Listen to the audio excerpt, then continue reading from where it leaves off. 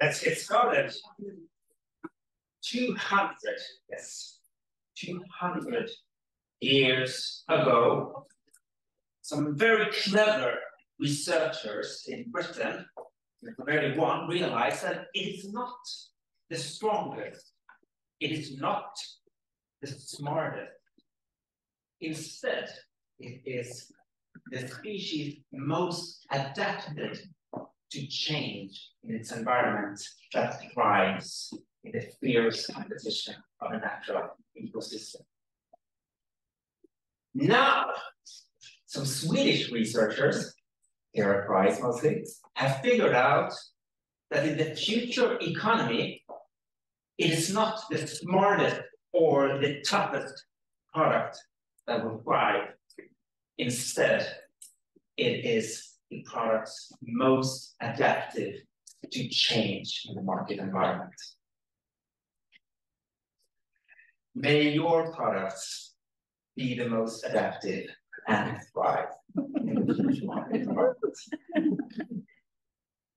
I'm delighted to welcome you here today to the combination of 10 years of research on future adaptive design for circular business model innovation. My name is Marcus Linder. I am the Director of Sustainable Business at RISE, Research Institutes of Sweden, where most of this research has been carried out.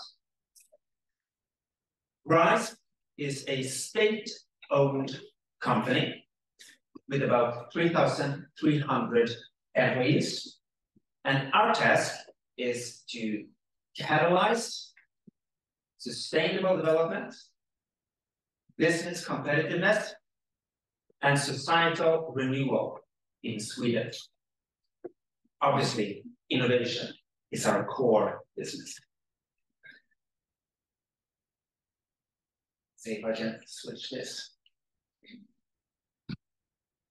Here on the screen right now are the bleeding edge experts and researchers that have created the toolbox and process that we will listen to today and that we are looking at the launch of today. Could you, that are here in this room physically with us right now and on the screen here, please stand up and wave around. Look around, everybody. Stand a little bit longer, please. Because we have a fast-paced program today, and you will not be able to ask questions during all the different parts, but these people are exactly the people you will want to talk to in the breaks and in the networking session afterwards to get all your answers about, oh, how did you think about that particular detail to make things work in practice.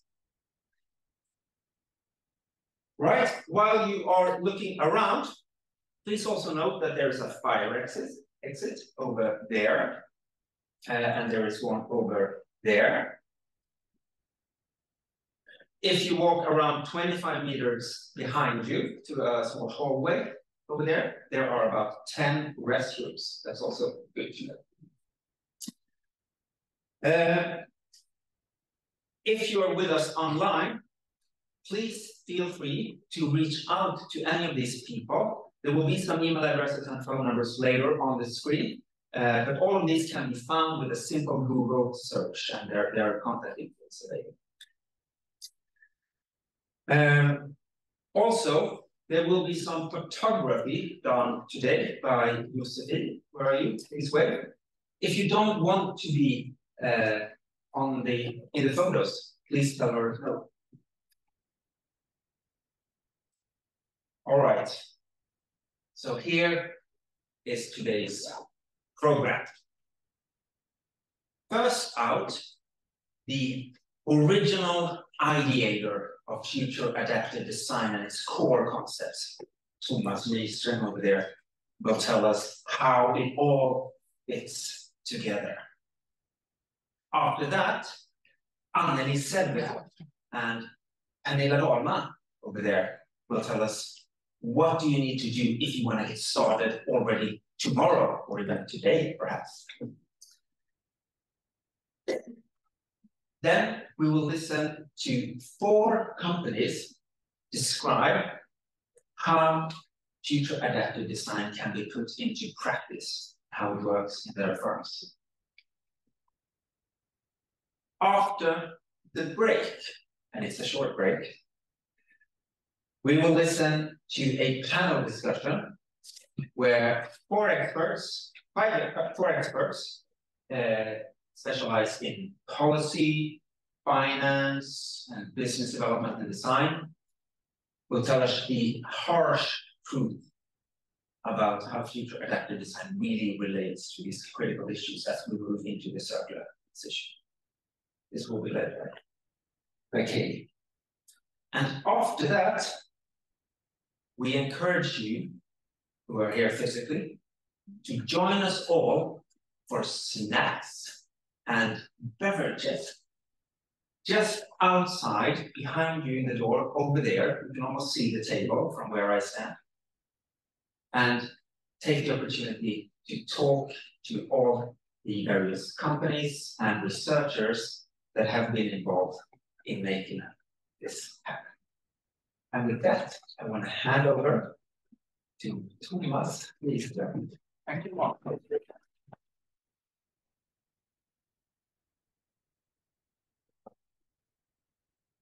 Since many of you are here.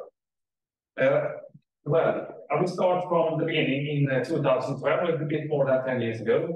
We started our research at sustainable business working with bikes together with a small bike manufacturer here in Gothenburg that had ambitions to launch a high-quality electrical bike, but was a bit hesitant about the pricing and the customer acceptance for that high price. But they were also convinced that they would not reduce the quality.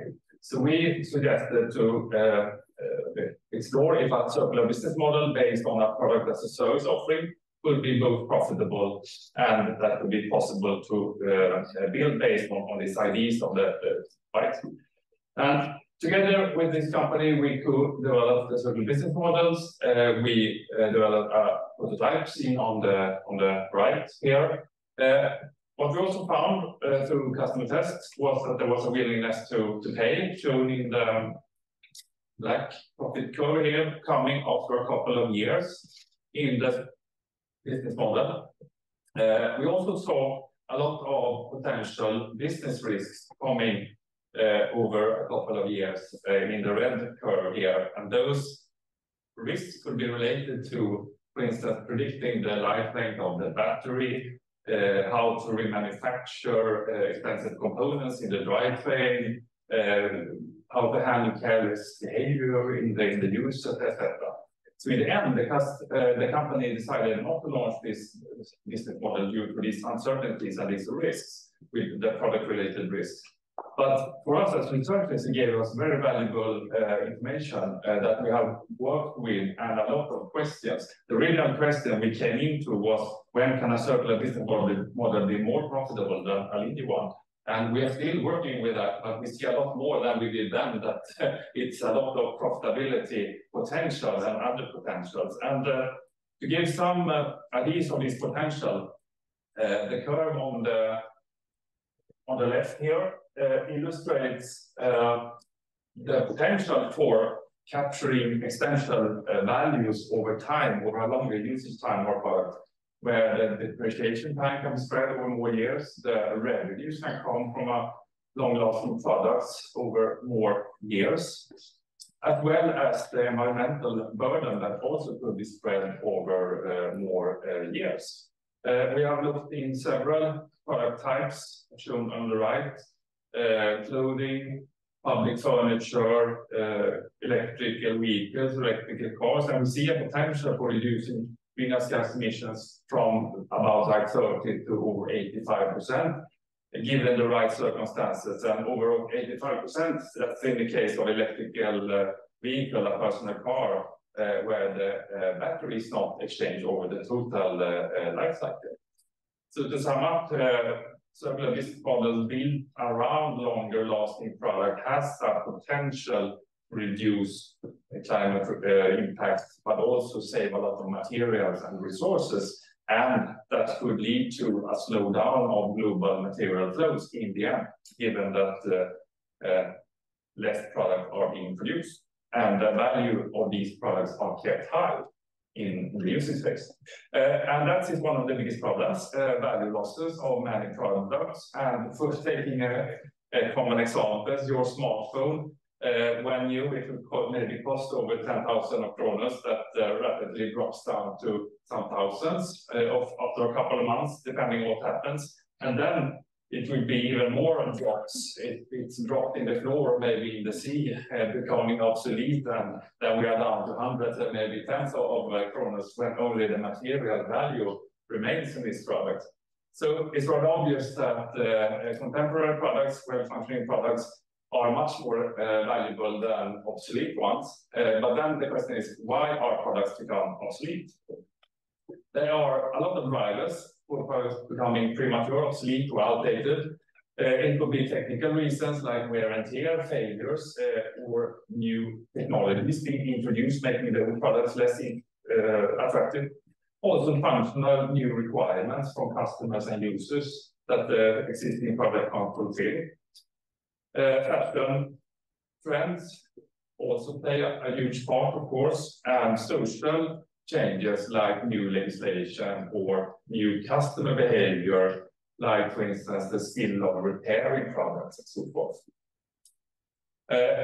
The consequences are a lot of financial values, of course, but also environmental values with more trash waste streams expanding, increasing, but also loss of more intangible values like brand values and personal attachments when consumers and users have to detach from well-functioning products in many cases, because there is no alternative. So our recipe for designing this type of products that will actually last for longer is to consider them as time fluid, that they are not designed for just one fixed set of specification. They can change and adapt over several use cycles. Of these use cycles, there are plans for different type of upgrades for meeting new needs. It could be aesthetical changes, there could be refurbishment, remanufacturing, upgrades of components, making the product better over time. So by this concept, we're also challenging the kind of existing notion that products always will become less valuable and less functioning over time. For instance, like a house that actually can be more than 100 years and improved if continuously maintained and upgraded. And those social changes shown here in the diagram are the type of drivers for obsolescence I just mentioned. So how do you design these type of products? Well, based on literature, we have derived a lot of theories, methods, and tools, and try to make them a little bit more simple, because there's a lot of complex methods around working with more modular products and more circular designs. We try to reduce this into 4 main building blocks. For foremost, durability, that we see as a foundation in this work. Flexibility, that can make a product do several tasks in one product, increasing the utilization. Specific adaptability, meaning that a product can be designed from the beginning to adapt to certain degrees, like with the small adaptations, or a general adaptability that is to consider as a block of Lego bits. There are several Lego bits that blocks that can together form a product architecture.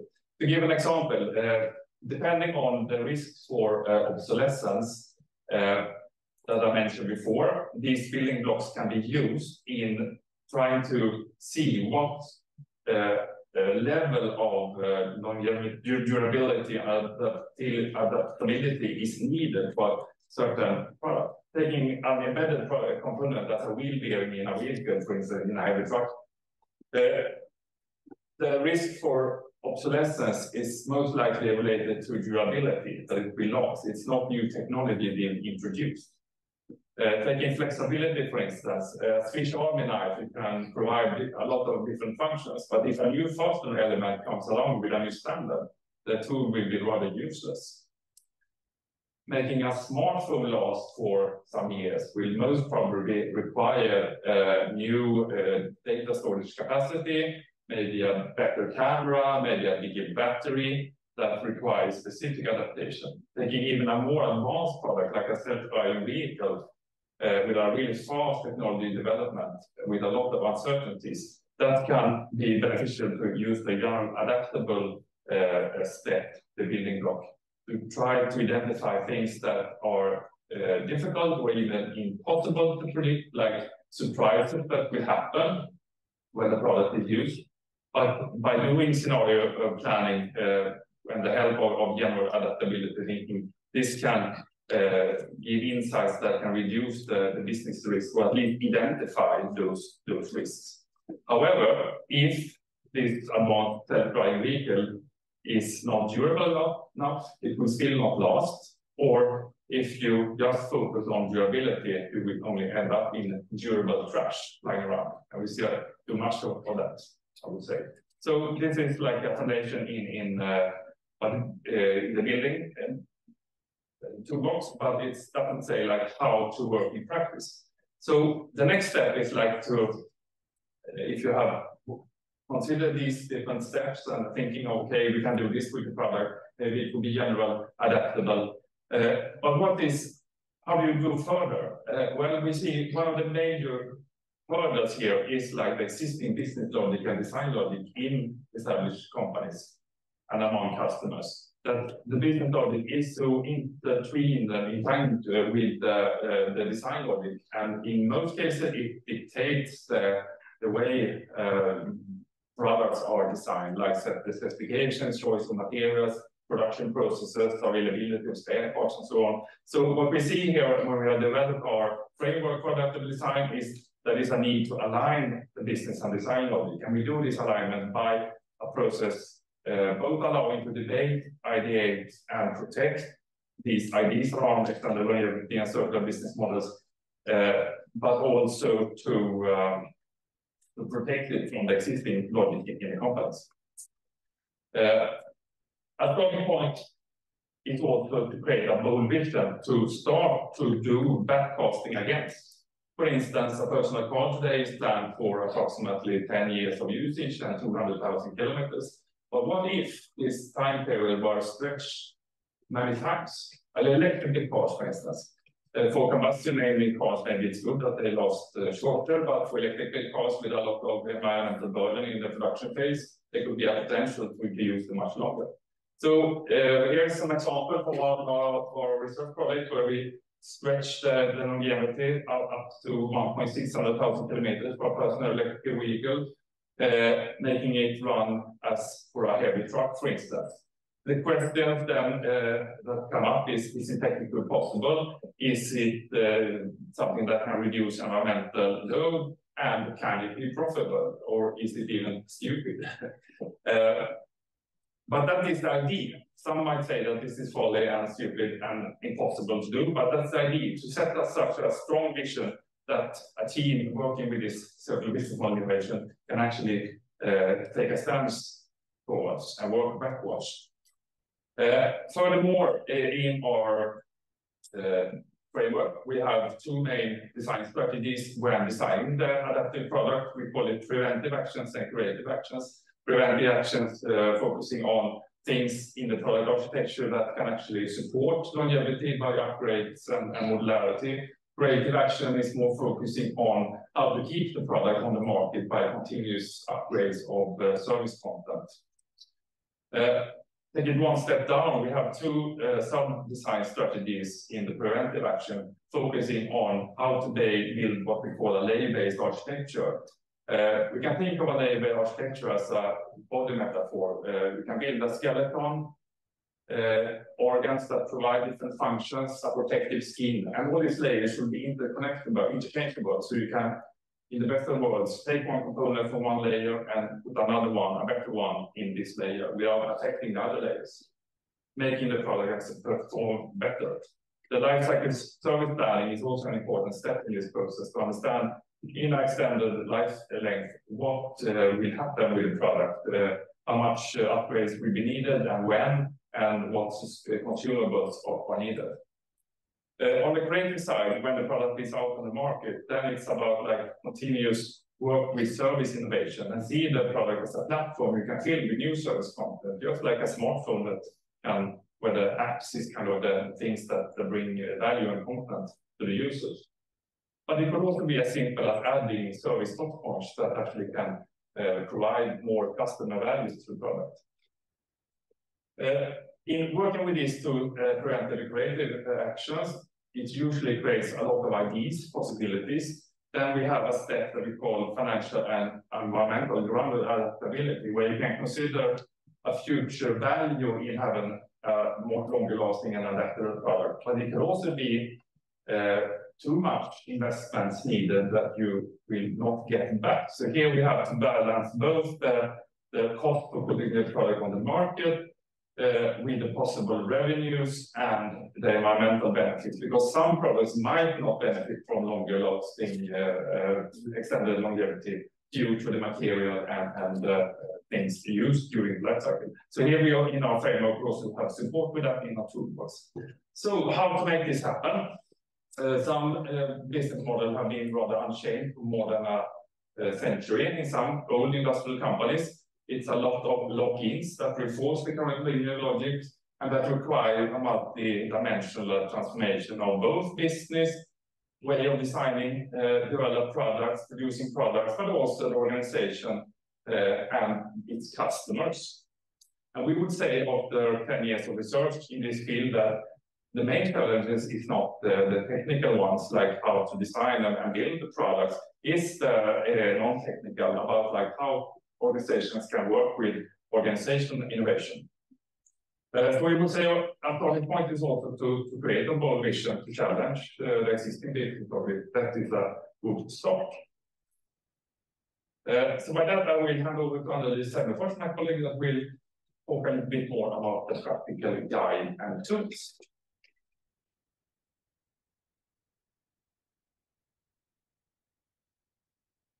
Thank you, Thomas.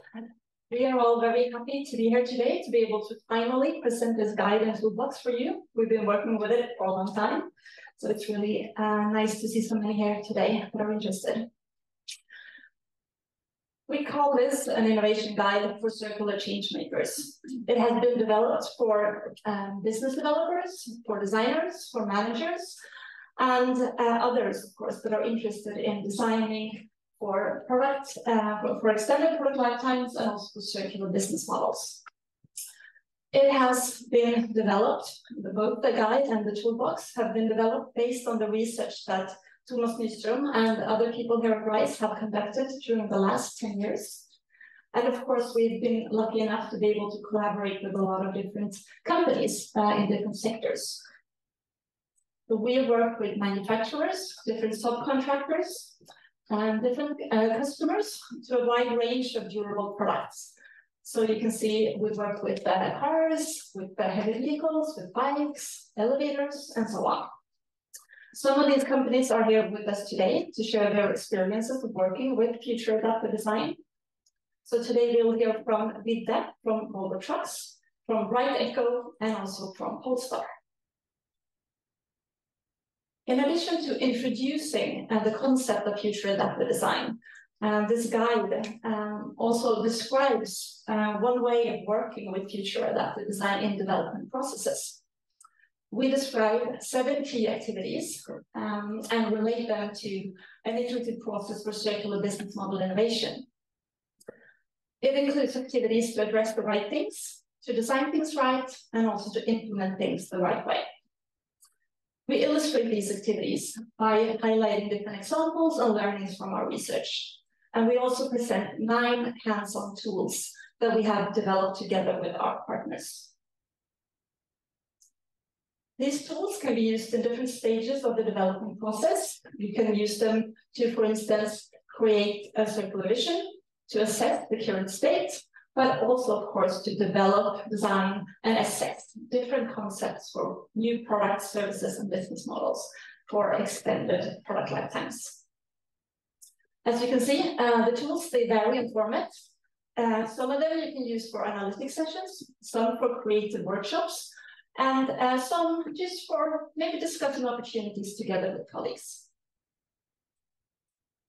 As of today, the guide is published online and you can access it digitally.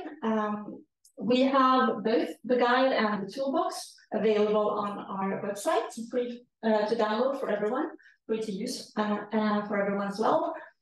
We will also, of course, after this event, send out a link to everyone that has participated so that you can find the tools and the guide easily. For all of you that are here in person today, we also do have a limited number of copies available, which you will be able to get after the event today. So reach out to us after the panel discussion and we will hand out the guides. There are a number of ways to collaborate with us on this. Of course, you could just reach out to us with questions. You can also reach out to us to discuss different research opportunities. And we have also just recently launched a new initiative called the Circular Business Lab, which offers additional opportunities for collaboration. And with that, I would like to hand over to my colleague, Pernilla Dahlman, who will tell you more about the Circular Business Lab.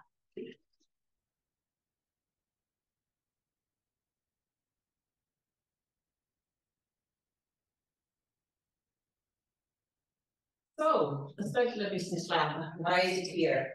Well, there is a growing interest in circular business logic in society right now. We get a lot of questions to rise. How can we access all this expertise that we've heard about?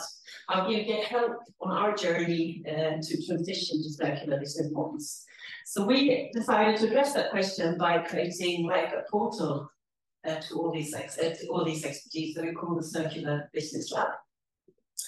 And this is the membership-based innovation space for companies and organizations that want to transition to circular business. And in the past years, we have met a great many companies with circular ambitions in RISE. So we've gathered enormous insights about what the challenges could be in the journey from a linear to a circular company. And we know that you need to meet other companies, you need to collaborate ecosystems together. So orchestrating and supporting that collaboration is important. You need help to actually get stuff done, to do the business design, and to pilot and test and validate the new ways of doing business. And you need to be powered by research, by scientific approaches. So all this we combine. And companies we talk to, they tend to travel through the same transition journey. In the beginning, it's about learning and understanding and putting a strategy and vision in place. Later, it's about testing, experimenting, validating, and in the end, it's about scaling and moving to a fully circular business. And we've got to know what you need in these areas. I mean, in the beginning, you might need training. If you don't know what circular is, you might need training or help to mobilize or help to put your strategy in place. Later on, you might need to actually set up a pilot. Maybe that's not what you do normally in your business. You might need help with developing a product design, as we've heard today. You might need help to understand standards and certifications needed to make sure that you are competitive with your circular business model. Or later on in your journey, you might need help to scale or build your capabilities. So all this we'd like to do in the Circular Business Lab and invite companies to onboard, and also all consultancy firms who want to be part of either learning from methodologies or be part of projects. We're all welcome to this platform to get this movement move faster. We have a first event coming up now. It's the first industrial cluster of companies who will meet here in Gothenburg in October. And we're working on the next cluster of companies who will join their forces and define joint goals to move faster into circular business. So welcome to talk to us. Next picture, I think, is Thomas. Is it? It's not. Oh, it's not working for me. I will help you. Really? So. Great. There we go. Thank you.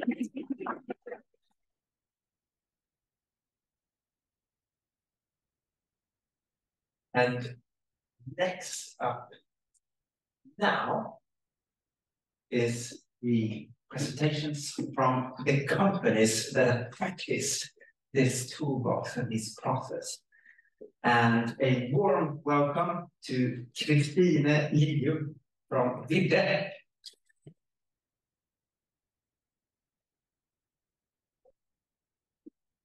Hello, my name is Christina, as Marcus just said. Super excited to be here. Congratulations on launching this toolbox. It's 10 years.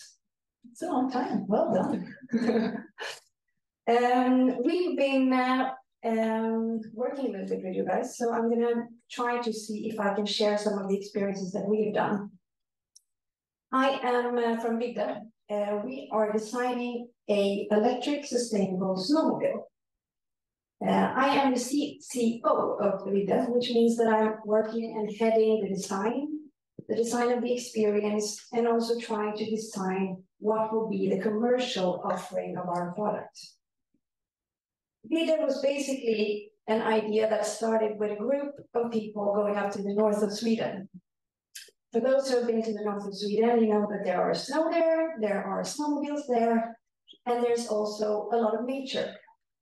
All this nature that we got to explore, experience in this beautiful weather, covered by two things: noise and emissions. Because we went out on a snowmobile safari. What we discovered when we were out there was that the only thing that we wanted to do was to turn off the engines, make it go silent, make the emissions go away, so that we could actually enjoy what we were there to explore. When we were discussing with those arranging this source afterward, we were asking them, why? Why don't there exist any good alternatives to this? Why aren't there any electric vehicles that can take us out into nature? When you're out in nature on a snowmobile, all of your body is out in nature, right? Yes, you have clothes, you have helmets, you're out there, so you can feel everything, you can hear everything. Elks, wind, whatever it is, you can feel it very closely. So the impact is also very immediate. So that is where our idea started. How can we make this happen? Sweden is a front runner when it comes to changing mobility from cars to boats with X-Shore and Candela. We have Cake going for the motorbikes. But we don't have anyone doing snowmobiles. And Sweden is the largest country in Europe when it comes to snowmobiles. We should have a snowmobile manufacturer in Sweden, an electric one, not just a fossil one. And that was the beginning of that. We wanted to create an electric snowmobile, and by doing that, we saw that we could actually take out directly 85%, as Thomas said, equaling 0.5 megaton of CO2 by 2030. That's quite a lot. So we thought, well, we could settle for that and say that, well done, check, we made it work, and then move on. But we thought that when you have this opportunity of doing something more, why should you settle? We had the opportunity to see if we could bring this to the next level. Previously, a lot of companies talked about being born globals, right? We wanted to see if it was possible to be born future adaptive. This little picture here is to show that what we were thinking was a little bit like, if you're climbing a mountain, this is the Mount Everest. So if you're climbing the Mount Everest, you don't plan to just reach the base camp, right? You plan to go for the summit, or at least that's what we wanted to do. So we thought, okay, electric drivetrain, that is taking us to the base camp. What is the next step that we can do? And the next step after that. To do so, we started thinking about how do we create a product that is not only electric, but it can also last longer. What is important for someone when you have a product that you aren't changing every year? Talking to people that are in the snowmobile business today, you know that, or at least we have gotten to know, that it's important to change them very often because it's passion. it's cool. It's about who you are. It's about telling this whole passionate story about, yes, I have the newest one. So we need to somehow come around that. So you need to create attractivity that wants to live on for a longer time. We want them to make the product attractive longer. We want them to use it longer. And by doing that, we needed to figure out how can we find someone to help us design this experience that will actually make this work. That's where our dream started in partnering with the Italian design house, Pininfarina. Is it possible for us to attract one of the world's leading design firms to join us on this journey? Because we know that they have discovered and designed a lot of these amazing vehicles, amazing products that has lasted for years and years and years. For some reason, they accepted, and we were very, very happy to get them on board. And together we created what was our design philosophy, Design to Last. And our three main pillars of that is to create an attractive product that has a purposeful meaning, and that needs to be timeless. These three is the main pillars of our design philosophy, and we made that into operational steps, 10 indicators that act as our navigation in all the work that we're doing. When we're designing the product, when we're designing the business model, when we're designing our organization, our production, all these things, we're trying to get all of them in as facts that we compare to and that we try to evolve along with. As I mentioned, we didn't want to stop at the base camp. We wanted to take on all the peaks. So with Pininfarina, we knew that, well, we think that we will get the ability to solve the people part, but we still need to solve the planet part and the profit part. And we also want to do that with adding a sparkle of pleasure on top. That is why we teamed up with the team from Rice. And where established companies have a production line already, have an organization already, have all of these things in place. We didn't. We could start from scratch. So for us, when we started to look at where do we have our challenges, we needed to work with scenarios. So when we were working with the obsolescence questions, we looked at what are the scenarios, the potential things that can be pitfalls, that can be challenges, that can be opportunities for us, connected to what we have defined as our 10 navigation points for making an objective, fact-based development of our product. To succeed, we need to design whole new vehicles. We need to create ultimate user experiences that heavily reduce emissions. That means that when we are looking at our vision of designing a product that will last, we're looking at the future adaptability. How can we do that unless we also work with the business models to figure out what is relevant, what is interesting, and what is also profitable for our customers and clients? The user experiences that we are creating. How can we work with material and components? Can we find ways to reuse, and by reusing, reducing? All these things is what we are trying to merge into the video user experience. When we are prolonging the lifetime, we also have the opportunity to create a lot more experiences, a lot more situations, a lot more places where people can use this. So it's not only about making something last longer, sticking around in the garage for a lot more years, it's also about finding ways to utilize it more often, and in different ways. That took us into the next step. So is this only about snow and winter, or could it actually be about terrain? Could it actually be about finding a solution to terrain vehicles that can make our product even more long-lasting? The possible benefits of longevity are many, but as a startup, we are often out trying to find investors, partners, corporations, and all of these things. And we are talking about, we're creating this super cool product, we're gonna make it last so much longer, and we will sell so much fewer cars by doing it. And they're like, huh? Because that doesn't add up with a linear investment model, right? You probably know this pretty well, Peter.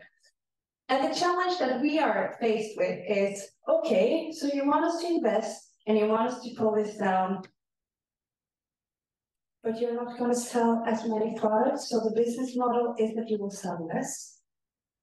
So one of the people that we talked to explained it to us like this. You're asking me to do a very, very long walk, and in the end, you're offering me a very, very, very small drink.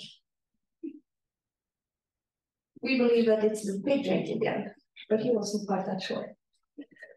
So for us, that means that for us doing this, we need to work with backcasting from our vision to our MVP, because we won't be able to solve everything at the starting point.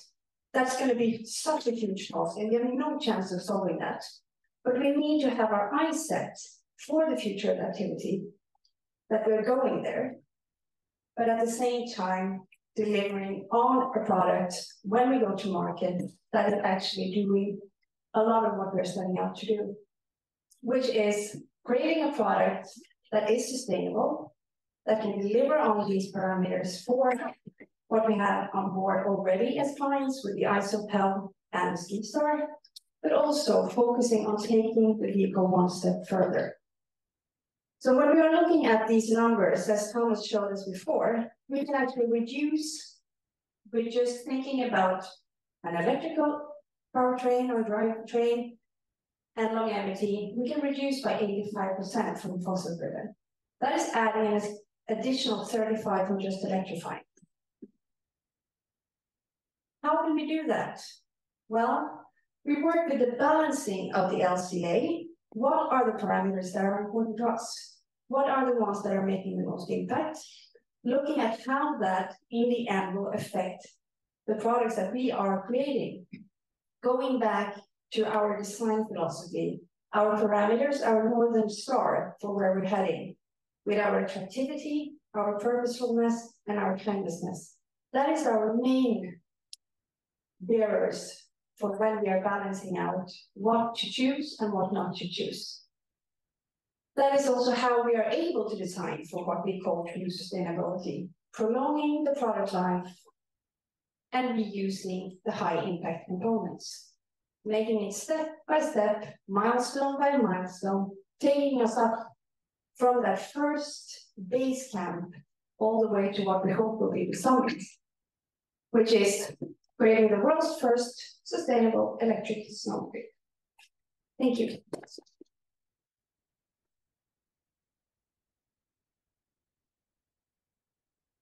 Wow. Next up is Carina Byström from Volvo Trucks.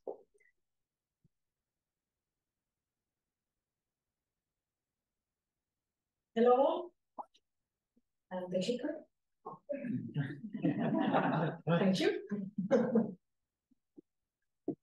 Volvo Group has been part of a FADEP project, Future Adaptive Design for Electric Trucks. We have worked in 3 work packages, circular models, circular business models, and future adaptive design for trucks. The first 2 packages have been taken care of by colleagues from Volvo Trucks for the purchase of Volvo operations. But I will now focus on package 3, future adaptive design for trucks. So my name is Carina Byström. I'm the head of interior design for Volvo Trucks, and I work at Volvo Group Design. And I have never been the main character from Volvo Group Design in this research project. That has been Linnea Nilsson, who's sitting here in the crowd today. She has done the main part of the work and led all our design work in this. We have during the work also have lots of workshops and discussions, and then we have consulted colleagues from design, but also colleagues from engineering and purchasing. And I do want to start taking you back 5 years in time. This all started for us in the early days of electromobility, when we had the two questions on Volvo Trucks. How do we express electromobility? And how do we become a leader within electromobility?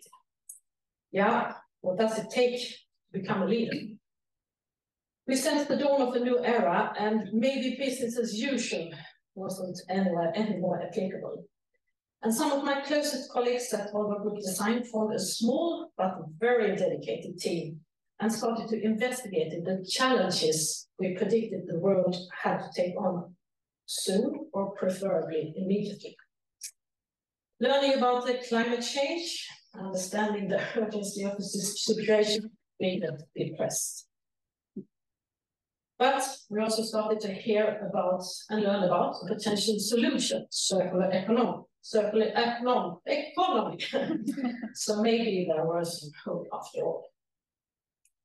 The current business model, linear business model, take, make, use, dispose, didn't feel sustained anymore. We wanted to find a way away from it and close the loop. To close the loop and keep all our products and components and materials at their highest value and utility at all times. And for Volvo, producing complex products, that best generally is to extend the life of the products to make sure that they are used effectively. So that we can have the energy, materials, manpower, etc., that we have put into the product to contribute for our business and also for the planet as long as possible. Our design director at this time, or at that time, 5 years back, Mikael Novell, he played a very important role in our small team looking into this future we were heading to. And he expressed a vision about a factory where you manufacture trucks in the production line during the day. And then at night time, it reverse the trucks from the end of the production line to the start, disassembling them into their smallest components. And I think that's a very nicely painted vision. And in this phase, we reached out to other companies discussing future circular business and design models.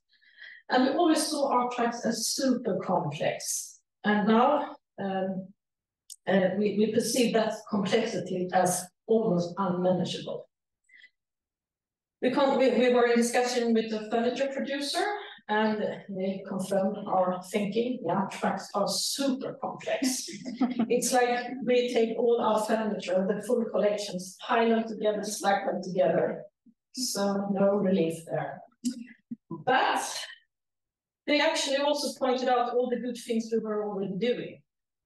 And for this, they were looking at us and our industry as a benchmark. We are providing a wide range of spare parts. We offer services and repairs. And this is the traditional way of working in our business, but it was far from what many furniture makers were doing at that time. And we also have about 70 years of experience with manufacturing. So engines and gearboxes are in our portfolio since many years. And we are now continuously looking for new areas and parts suitable for them. And getting back after COVID then, circular economy was all of a sudden on everyone's mind. Linnea and I, we joined the FADER project, and we saw that we had a great legacy that we could build on, as shown in the previous slide. And another good thing is that we discovered that there have put up so many initiatives about circularity and sustainability all over our company. And then, of course, there also bubbled up one not that easy thing, and that was how do we make the whole Volvo Group move the same way at the same time? The R framework was introduced in Volvo Group, and this framework are one of the very successful guidelines we're working with today. We are, of course, striving for our 0, 1, and 2, discussing how to rethink and what we can reduce and refuse. And RISE strategy, multi-layered modularity, and interoperability, our words, has been frequently used by us in our future adaptive design project. Mapping the truck's parts to different layers, components can be structured in a way that they are based on their functionality and replacement needs due to obsolescences. And using this human body metaphor, I mean, we divided our truck into 4 layers, like skins, organs, metabolism, and skeleton. And each layer then represented key areas and functions in the vehicle. And as we understood and heard, all products sooner or later will become obsolete. For example, when they are not longer in use or not longer perceived as desirable. And we're looking into 4 risks then, according to Rice model, like aesthetical risk, if things are being out of fashion or worn, technical risk of mechanical failure or low performing, functional risks like lacking space for updates, and societal risk for new legal demands forcing the change, etc., etc. So then we decided to be a bit more hands-on by reviewing our Volvo FH, our biggest truck. We quite soon experienced that focusing on a whole truck with all its components and complexity was overwhelming. We didn't manage to break it down to eatable pieces.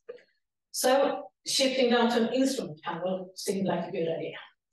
The instrument panel is a combination of all types of parts you find in the truck. Everything from quite simple plastic parts to super refined human-machine interface components with combinations of materials, PCBs, connectors, and what have you. Starting then with sorting out which part goes to which layer, like A-surface plastic parts are the skin, the climate system and organ, the instrument panel's underlying structure, the skeleton, etc. And also evaluating which risk of the premature obsolescence, like aesthetical, technical, functional, and societal, are most likely to appear and when they are likely to appear. And compiling all that information together with life cycle assessments with respect to CO2 and abiotic resource and the cost and frequencies of services, repair, replacement, etc., to decide which parts to have a future adaptable design focus on, which parts to focus on, because we have already said we can't do the whole. But again, we found ourselves a bit overwhelmed. So a new try. The headlights seem to be more digestible. And now we had a great commitment from the bigger team, including design colleagues, engineering colleagues, and also purchase colleagues. And we quite easily managed to define risks of obsolescence in all 4 areas: aesthetical, technical, functional, societal. Headlights do shift in fashion over the years. They are exposed to wear and tear. Technology change over time. Functionality are lost during usage. And the headlights are strictly regulated by law. We sorted the layers, life cycle assessment, etc., etc. And this time, we actually managed to take the next step and concluding some areas of improvements. Both ways to extend the life of already existing headlights we have in production, and ways of designing future headlights in a way more circular way than we do today. And unfortunately, I can't share any examples since we haven't really decided yet which parts to, or which ideas to implement. But here we got a good feeling of confidence in circular design. So next step is to secure that the target price for each and every component is supported by the circular business case. This requires a rethink in how we set target prices, so a new challenge ahead. Another area we touched already ahead of COVID was the digitalization, so connectivity, and servicification as an enabler for circular economy. And now we do see these things happening, and we're very happy about that. So new digital services are improving the transport solutions and making them more sustainable and more circular. So we now are on a journey to become more circular, and we do shape the world we want to live in. So that's it for me. So thanks for your attention. Thanks, Volvo colleagues, for your engagement, and thanks to us.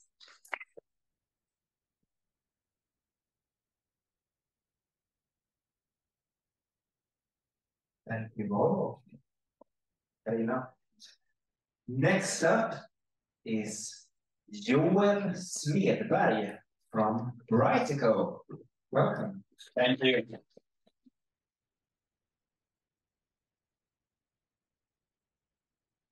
Hi, so my name is Joel and I represent Brighteco, and I'm here because I believe your research and RISE work is important. This is the framework that has helped us structure the way we think about our service and our hardware. And the short version of what we do is that we build a modular LAN, and it's basically built with what has been described here, Lego components. And they're all built to last and can be combined in different ways to perform different tasks. Of course, always with a focus on very minimal use of virgin materials and energy. And we use this LAN to sell light as a service. And I guess you all are here because, you know, similar reasons. We basically want to come closer to figure out how to create a sustainable world. And this graph is a representation of how we think about the future. We believe there will be a lot less materials, a lot less energy available, and a lot more function that we need to provide. And of course, this might change. Fusion, even the distributed fusion power might be around the corner and everything will change. But for now, this is kind of true. And we will have less material, less energy, and we have to solve more problems. And the way we have lived up until this point is basically that we've organized ourselves around this idea that materials and energy, that they're cheap. And now we have to organize ourselves differently. We need to focus on doing the most with whatever we have available. Question is how many resources can we use? How much are we allowed to use? I haven't really found a good resource budget. The best I've seen is the Paris Agreement. And the Paris Agreement is crazy. If we should decrease our emissions by 38% every year from now and like 5 or 6 years, that is an insane amount of materials and energy that we have to not use, basically. Because in my mind, that connection is very clear. The more materials and energy we use, the more we emit. So the less resources we use, the less energy we use, the better we can follow this budget or this agreement. And also, the less virgin materials we use, less energy we use, the better we adapt to the future, the less risk we have in the future of not being able to fulfill the functions that we need. And this is where the idea of selling function rather than a product comes in. If experts like us in lighting and many of you guys are custodians of the materials that we use, it's kind of obvious that then you'll make the most of the materials that you own, because that's the business case, right? So in today's system, buyers usually don't really have permission to think outside the box. And they're sort of stuck in a feedback loop that decides for them. They have to buy a fixture. They can't really buy a solution. If you sell a function, you can solve the problem any way you want. Maybe Volvo doesn't have to build trucks. You can solve the issue of transporting things differently. Same lighting, like maybe we don't have to put out more lights or lamps in the ceiling. Maybe we can just open up a window or remove a curtain or something like that. So that is what we do. Brighteco gets paid when a result is fulfilled. And as long as the customer pays, they have the light they need. However, needs change over time. And when they don't need it anymore, those components get for someone else.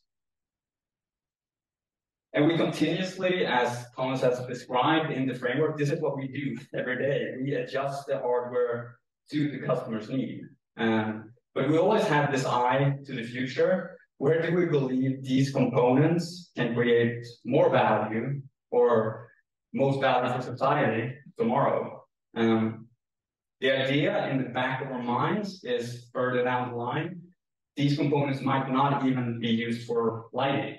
So our optical components might end up in a grow house, or our driver might have to be used as a driver for a heat pump or something like that. So that's always the way we think, Lego components, and sort of think about the long term. That's how we design our labs. A lot of research has been done on us over the years. This is I think last year or something, and that shows how our last lab development performed against a linear case. And basically the research says that we use 97% less virgin materials and create 93% less waste at the end of a 50-year period. So basically a bunch of school kids, a class that ends up in retirement, we use 97% less virgin materials in our system. The magic behind what we do, I mean, it's not really that complicated. It's really just that we think about, we believe that we are responsible for the materials that we reuse from something else or that we dig out of the ground. We are responsible for the impact that it makes. And as I said, Thomas' structure has helped us, well, work more efficiently with that idea. But it's really just that, to believe that and to have that in the back of your mind, and everything else sort of just follows. But trying to break it down, first of all, we always start with what's available. What's the situation the customer is in? What do they have in stock? Do they have waste streams available that we can use? Can we put some of our Lego components in an older part? Our current fleet is basically built, all of it built with old flat screens for raw materials. Our main goal, though, is always to use as few virgin materials as possible. So it's not necessarily always best to reuse what you have. It depends on how long you believe that, well, the raw material that you use, how long can it actually be used? And is there a better use case for it somewhere else? We don't want to trap material in the ceiling, for example. And as I said, the components are built like Lego. And an analysis like the hotspot tool from Thomas, that you'll read about in the guide, has helped us develop and stock the right components for future adaptations. Basically, it creates this situation where we have a very good grasp of what we have and what is available and what we need to make available tomorrow to lessen resource use. Also, this framework has led us to think about our product, or the hardware that we use to sell our service, as a Lego component itself, a Lego component in the building. So we can't really just be, it's not just that the product should be adaptable, it also needs to be adaptable in relation to, well, to the Lego house. Although this will create the situation where once we deliver we have this lighting design toolbox. So we can continuously discuss adaptations, creations with customers. And because we know the ins and outs of productions and the logistics and design and the need, what we can do with lighting, we can have this very constructive discussion with the customer. And the findings that can be used in this very specific case, we can say that, well, we can't scale this up, but you can get it if you want, it'll cost a lot more. And the things that we find that we can scale up, well, basically we have no focus group. We have no need for market research because we always get, well, the right ideas. We know there'll be demand for whatever we develop.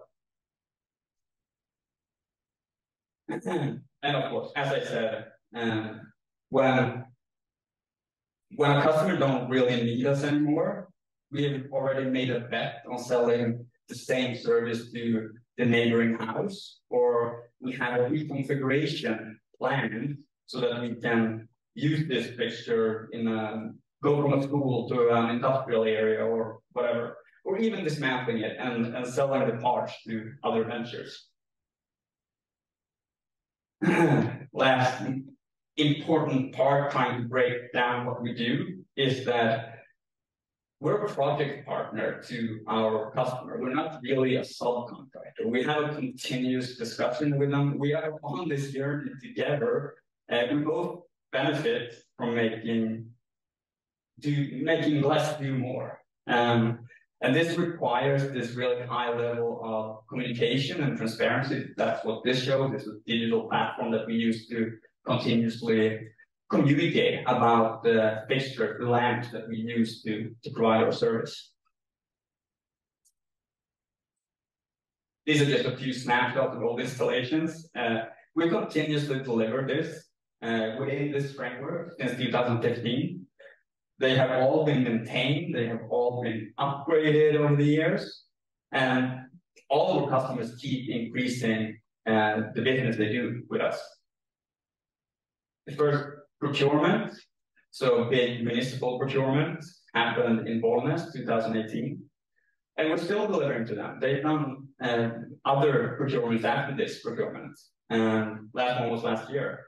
And to follow in their footsteps, either if you want to do it to sell to new customers, or if you want to use this framework to buy things yourself. The only thing that we need to stress in my mind is that, like, to get your priorities straight.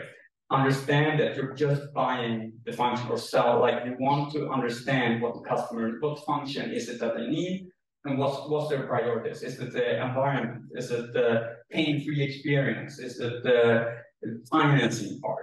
Whatever it is, you can design an offer if you have a modular product, if you have a modular process to go along with it. And that's it. Thank you.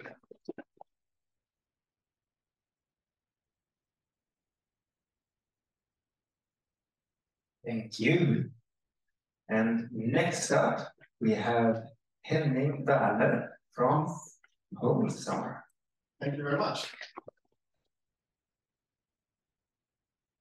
So today I'm Polestar. This is one of my actually last engagements for Polestar. You will find me at another firm going forward called Implement Consulting Group. But let's be in the Polestar zone here today. So at Polestar, my role and responsibility was focusing on our innovation portfolio, blue ocean strategies, how to generate new revenue streams compared to just kind of selling green and steel. I think a lot of you know about Polestar previously. I think that the story that Vita is telling, that's where when I joined Polestar in 2017, that was what kind of we were. And now it's something very different, but something much larger. If we look at the sustainability topic at Polestar, I also want to mention that we have other larger initiatives. One example is the Polestar Zero, which is doing a net zero production vehicle by 2030. And we're also being very aggressive on the LCA analysis part. And we were also very early on giving away our methodology for how we did our LCA for competitors to be able to do the same. And then we can start competing, basically.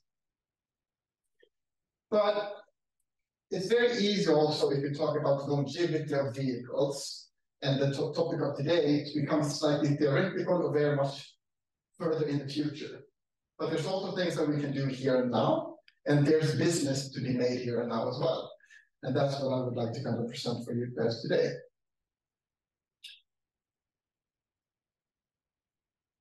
So framing the challenge. Touching upon a bit from the truck's perspective, we can say that, okay, what makes a car old? Yeah, design elements. Yeah, we can see that Porsche is a good example of having timeless design, so it is possible to some extent. Technology, more and more technology in the product, so they're getting old in that sense as well. But I also want to highlight that it didn't used to be that way. All of a sudden there was Bluetooth, and then we bought a new stereo with Bluetooth and just exchanged it. That's where we come from.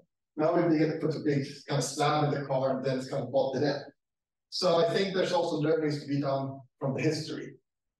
But building on the Volvo topic, automotive is actually really, really good on modularity. It is a modular product. It's assembled modular, and spare parts wear and tear has been a natural part of the industry since the get-go. So I just think that we need to kind of address that and see how can we apply those type of thinkings also in the other elements here. But if you talk about longevity, it's one thing, yeah, it's not the coolest car, it's not the best technology, but that's not why you scrap a car. Why you scrap a car is that there's a demand for a product on the market, there's a supply for a product on the market. You know, supply is kind of a flat line in the beginning because it's got model year. If it's 8 years old Polestars, then it's one supply. But then you have the cost of repair that goes up over time. And at one point of time, you're going to have the intersection of when the cost of repair is better, it is higher than the demand of the vehicle, and you're going to get into that of death, and you're scrapping the vehicle. Good thing, the more that scrap the vehicle, if it becomes a design classic, you have higher demand, less supply, and then you see the curves are going apart again. But I think this is the reality. If we talk about scrapping cars, an average car in the Swedish fleet today has an average life cycle of 17 years-ish. That's not too bad. So I think we also need to look at the good parts. But what's changing? From an EV perspective, what we've done is that we put a battery in the car. That battery costs 150, 200, 300,000 SEK to replace. That's a big change. That's a shift. We can also say that, okay, how long will a battery actually last? And we design our cars to be able to last at least for 15 years. But the elephant in the room here is that it's actually, there's some type of bell curve here. Batteries will fail, and you can have bad luck, basically. Buy an 8-year-old car, a 7-year-old car, and then the battery fails. What then? There's a YouTube video about a Finnish guy. He bought a Tesla, battery failed. So he did a YouTube video and setting up like 200 dynamite pieces around the car and just blew it up. Perhaps he made enough money on that YouTube video to be able to buy a car. But this is an insight that I think that automotive has an understanding for, but the consumers haven't really addressed it. And we will see cars right now, failure rates or on EVs on general on fleet level is 1.5%. Failures of batteries. That's not too bad, but it's going to come to 5% and 10% as cars get older. So, how to address it?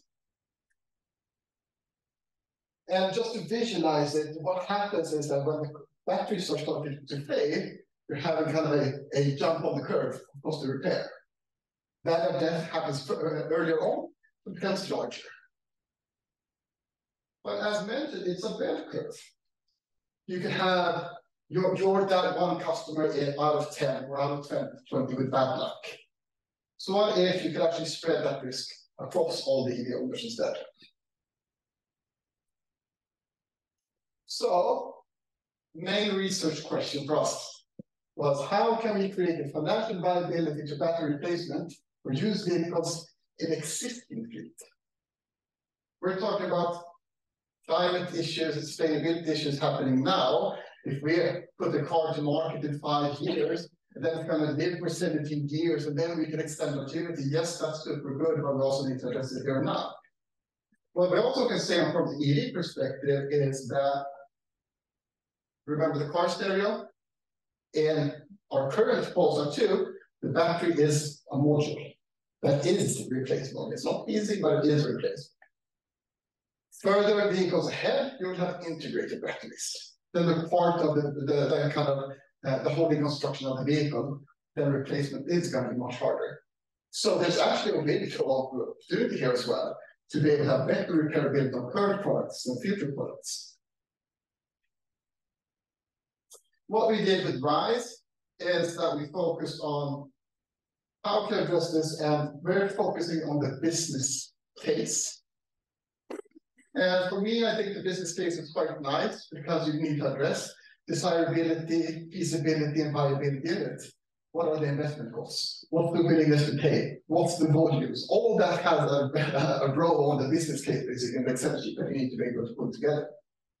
Technology-wise, how does the post actually look like? How would future cars look like? What's the cost of repair? What's the cost of refurbishment, etc.? And how what needs to be changed there? But also, if you build the business case, you can say, yeah, but currently replacement of a battery costs X. We need to reduce that by 10. Then you can have that as a technical requirement of the technology and R&D, rather than going kind of what can we do R&D-wise and what's the end result from business case perspective. Customer insight, understanding what is the awareness, what is the willingness to pay, the business model. So how would you actually consume this? Would you increase the price for all the EVs at the beginning? Should it be a monthly cost, etc.? And what would the offer look like? But I think the important part is trying to address all these 5 elements at once, lifting them together to a different maturity level. Sequentialize, you get into the habit of, okay, this is now what we've understood, and now we need to change something somewhere else. But perhaps we need to do the changes parallel. So what we came up with was an offer to extend battery warranty. Currently, it's an 8-year warranty on the batteries for cars sold, or 160,000 kilometers, at a personal monthly cost based on battery health at point of sign-up. Battery replacements will consist primarily, but not exclusively, of refurbished batteries. So if we manage that, I have all the details in our nice Excel sheet, but just to give a figure, that extending a warranty having a monthly cost on this structure would be around the 30, 40, 50 euros mark a month, which I think is kind of okay, as a kind of, I'm paying for wear and tear of my battery, rather than paying for gas at the gas station. So by offering a unique and affordable battery warranty, Polestar can secure the circularity of our batteries, because we will actually get bad batteries back when they're in our loop. We can generate new revenue from the monthly income, and we can increase the longevity of our vehicles, securing long-term financial value for our fleets. Hence, residual value of our fleet will be higher, so the willingness to buy for a higher price for the sale is going to be more attractive. For the customer, by signing up to extended battery warranty, our customers will have an increased confidence in buying used EVs, managing the monthly total cost of ownership, get transparency in cost of battery degradation. So you can understand, what does battery degradation actually cost me? That's a hidden cost for all media owners today. Sustainability, creating financial incentives for both Polestar and customers to increase the longevity of our vehicles. So after 8 years, if I have been poor at taking care of my battery, my personal price for my battery, based on health safety, is going to be higher for me compared to my neighbors who are better of taking care of their battery. Direct financial consequence of my sustainable behaviors. From a Polestar perspective, we are incentivized because we're building a business. So we can invest in increasing the longevity of the batteries in their reduced failure rate, etc. Because we can actually make more money and less failures in the future. So summing up our learnings, designing for longevity is not the hardest thing. Creating a sustainable business model is. Because we're talking 8 years in the future, 10 years in the future, money now counts, not money in 10 years.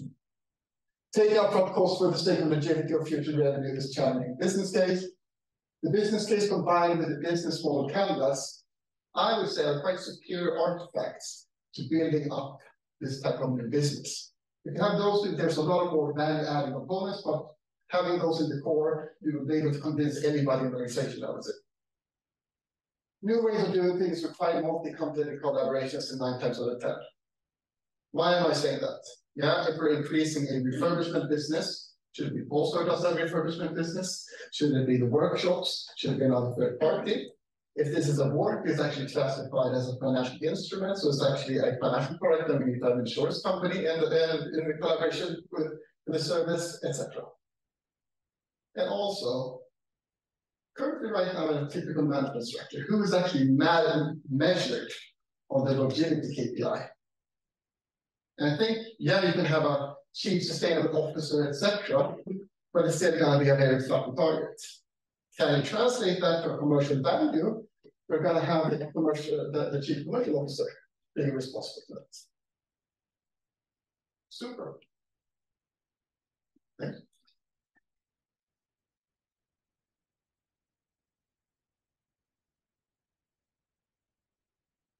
That is so cool. I had no idea future adaptive design is a tool to defend against dynamite. All right. We are at the end of the first part of the program. A big thank you already now to all the speakers of the first part of the program. In the next session, we will have a moderated expert panel that will discuss various aspects of future adaptive design from a policy, financing, and business development and design perspective. It starts at 2:45.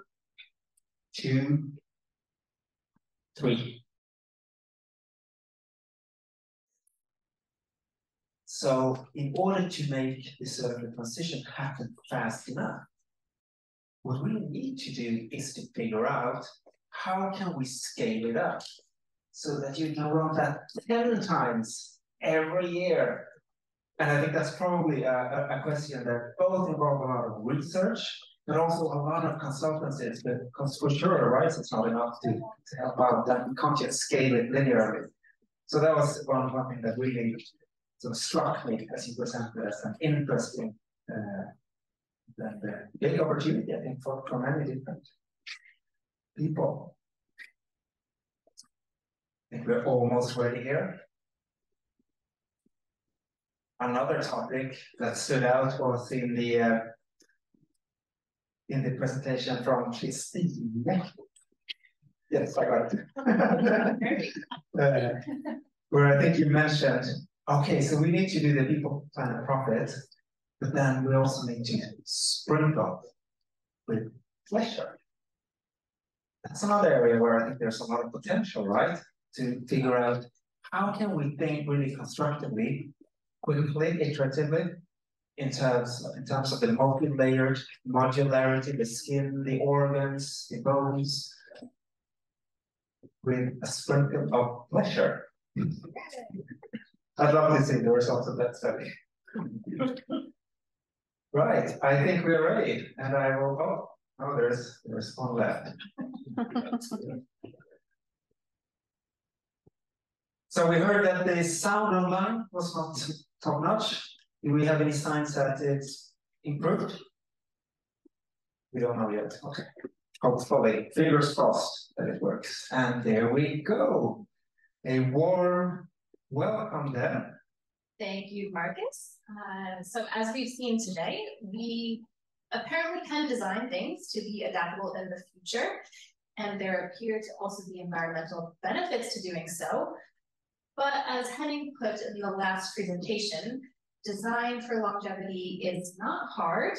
Creating a sustainable business model is. So that's the topic that we're going to talk about in this panel. How can we implement future adaptive design and make it a reality?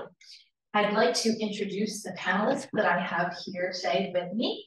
So starting on my left, Peter Algerin is a circular economy consultant, previously at EY. His background is within sharing economy, scientific circular projects, and lately circular business consultancy. Thank you, Peter. Thanks. Next, we have Per Anders, who is a strategic product manager of auto solutions at Toyota Material Handling. And he has worked many years with business models and change management, and is also a published author of Live Some Segla New, a book about individual change. Welcome, Francis. Third, we have Carl Dahlhammer, who is a researcher at Lund University. His research examines how policies can promote sustainable business models and products, and how we can promote right to repair and stop destruction of unsold goods and e-returns. Welcome, Carl. And last but not least, we have Charlotte Melquist, who is a senior researcher at Rise Sustainable Business. She has over 8 years experience in research about circular business models and how to overcome barriers for change, with specific expertise in circular finance and circularity metrics and KPIs. Welcome. Okay, so to start us off, I'd like to take a little bit of stock of the current situation. And I'd like to not only include our panelists, but also all of you in the audience. I'd like you, based on your experience, such as in how products are designed, or maybe in ways that finances are discussed, I'd like you to think of a number on a scale from 1 to 5 about your experiences in how longevity is accounted for currently in business. So 1 is that it is not at all accounted, and 5 being everything is about longevity. It's fully integrated in business. So think about your number, everyone. And I would like to start. So number 1 being not at all, longevity is not really considered in products or finance right now. And maybe show of hands, who would say 1 is their number? Okay, we have very few people. 2. Oh. You guys supposed to have different numbers.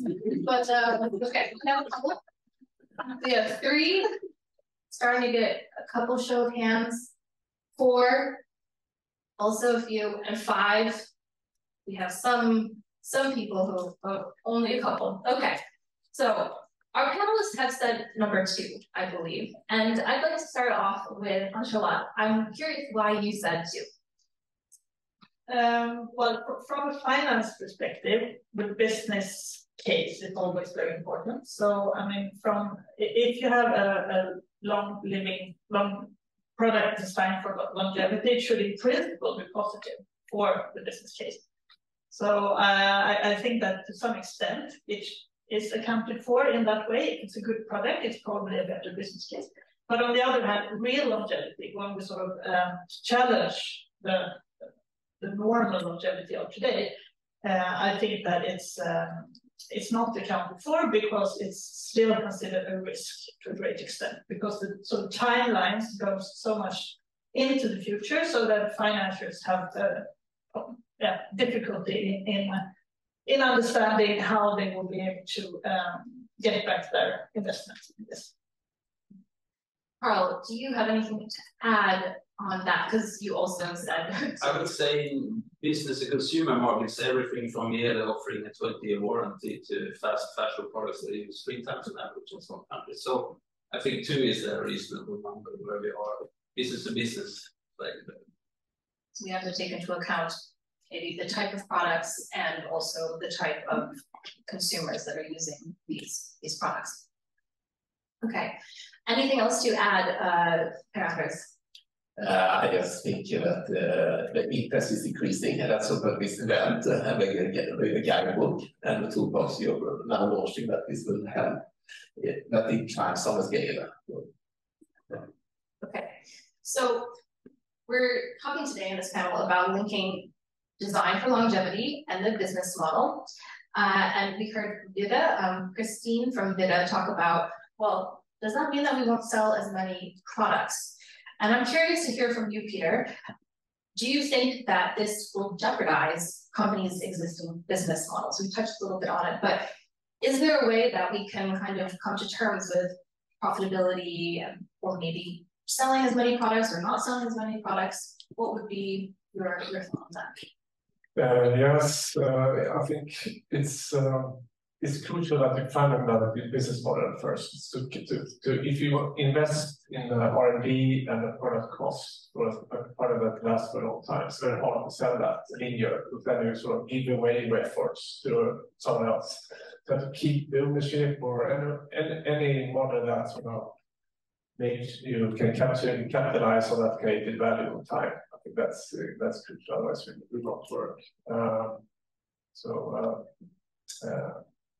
Yeah, that is and then it comes the financial part.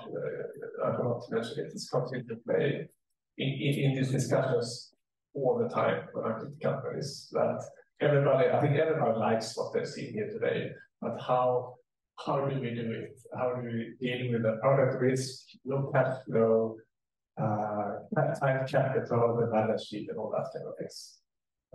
That has to be solved as well. So we need more banks. Do you have any banks in the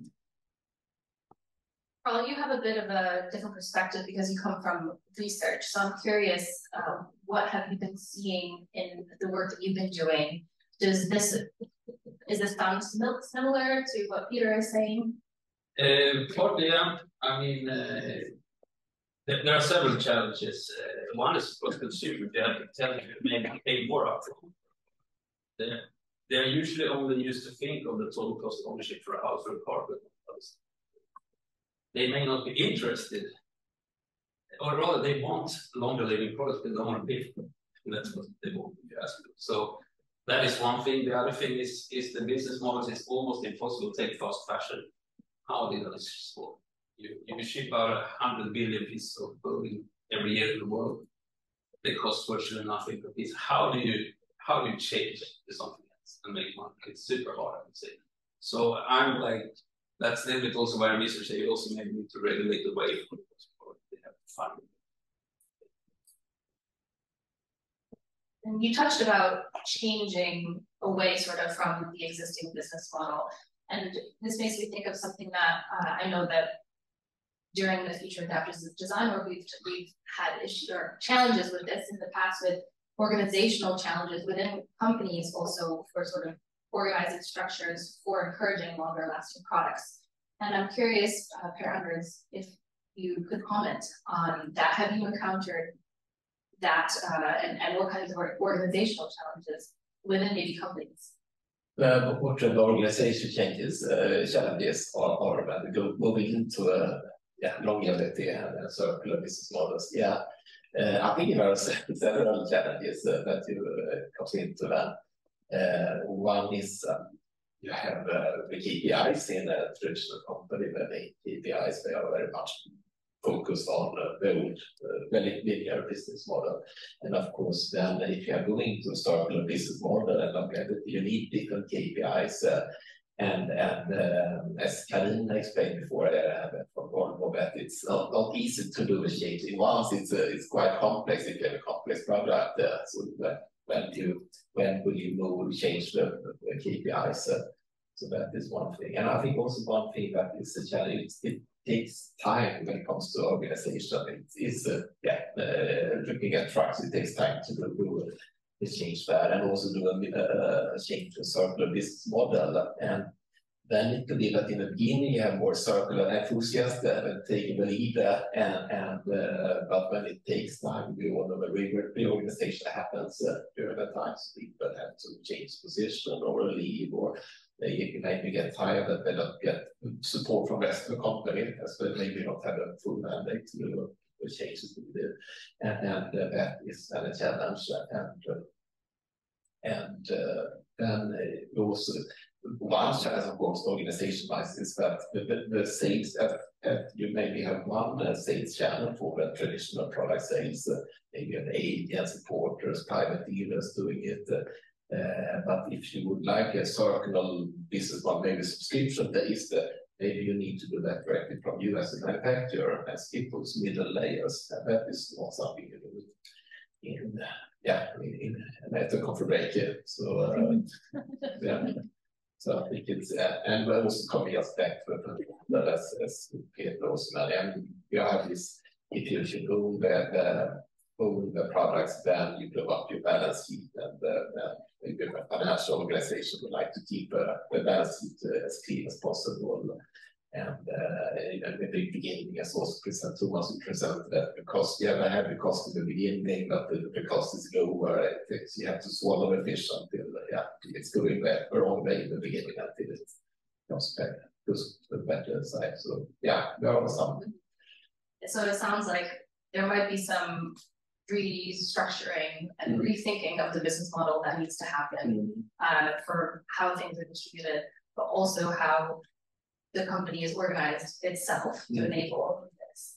And we keep talking and hearing about finance and KPIs and the balance sheet. And Angela, you've done a lot of research on this. What would you like to add in this manner?